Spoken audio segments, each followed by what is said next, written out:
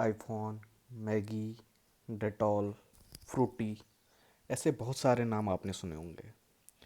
Share market में invest करने से पहले एक चीज़ और देखी जाती है बिजनेस मॉडल के अंदर, वो है कि कंपनी के पास ब्रांड कितने स्ट्रांग है। ब्रांड सिर्फ एक ही दिन में नहीं बनते हैं, सालों साल लग जाते हैं।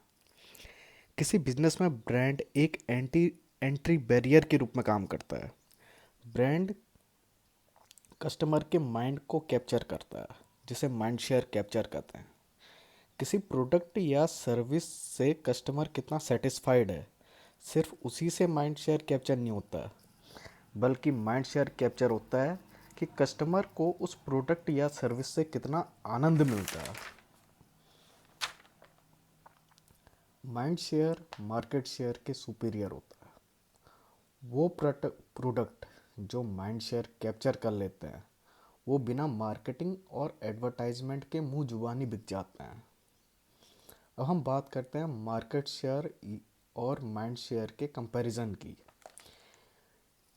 इक्विटी रिसर्च एनालिस्ट का सारा फोकस मार्केट शेयर कैप्चर कितना हो रहा है उसकी क्वांटिटी पता करने पर होता है, क्योंकि मार्केट शेयर को कैलकुलेट किया जा सकता है पर माइंड शेयर को कैलकुलेट नहीं किया जा सकता है।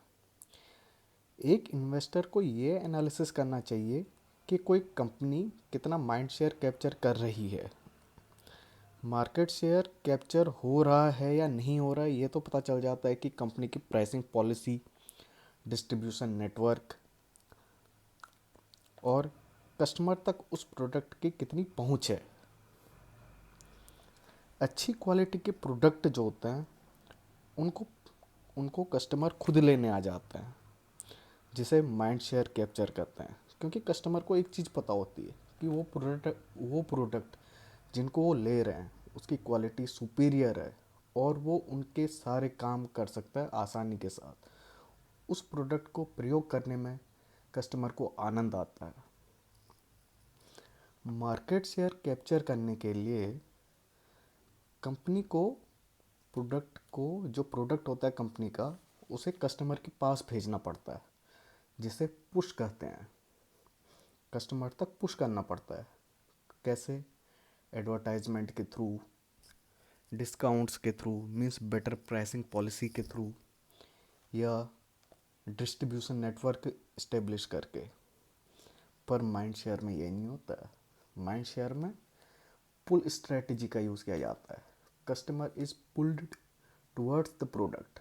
कस्टमर खुद प्रोडक्ट को ढूंढते ढूंढते पहुंच जाता है।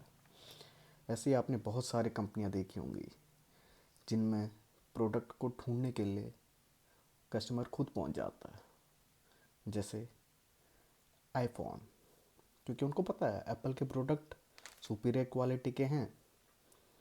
इसी तरीके से आपने प्रोडक्ट सुना होगा मैगी। वो मैगी नहीं, वो नूडल्स होता है, पर ब्रांड इतना स्ट्रांग बन चुका है कि उसे हम मैगी करके ही बोलते हैं। हम कभी भी दूसरे ब्रांड्स का नाम नहीं लेते हैं इसमें, जैसे कि yippee। yippee का नाम नहीं लेते हैं। हम yippee लेने भी जाते हैं तो भी कहते हैं मैगी है, यह नहीं yippee की मैगी दो। इसी तरीके से एक स्ट्रॉन्ग ब्रांड बनता है माइंड शेयर कैप्चर से। और माइंड शेयर कैप्चर होता है प्रोडक्ट की क्वालिटी कितनी सुपीरियर है और वो कस्टमर को कितना आनंद दे रही है और कस्टमर के कितने सारे काम को आसान कर रही है। अगर प्रोडक्ट प्रोडक्ट कस्टमर के माइंड शेयर को कैप्चर कर लेता है, माइंड को कैप्चर कर लेता है, तो फिर उसकी प्राइसिंग पावर हाई हो सकती है और कस्टमर कोई भी दाम देने को तैयार रहता है ऐसे प्रोडक्ट के। अगर प्राइसिंग पावर हाई है तो एंट्री बैरियर तो हो गया, साथ में एक चीज़ और पता चलती है इससे कि उसके मार्जिन्स अच्छे होंगे। कंपनी के मार्जिन्स अच्छे होंगे तो कंपनी का प्रॉफिट अच्छा होगा। जब प्रॉफिट अच्छा होगा तो ईपीएस बढ़ेगा, ईपीएस बढ़ेगा तो कंपनी के शेयर का दाम बढ़ेगा, शेयर का दाम बढ़ेगा और नेट प्रॉफिट जब बढ़ रहा है तो कंपनी डिविडेंड भी अच्छा देगी और एक ये मल्टीबैगर बन जाएगा स्टॉक। तो इसलिए ब्रांड का होना बहुत ज़रूरी है और मार्केट शेयर और माइंड शेयर इनमें से सुपीरियर माइंड शेयर है, ये भी कंपनी के पास होना चाहिए।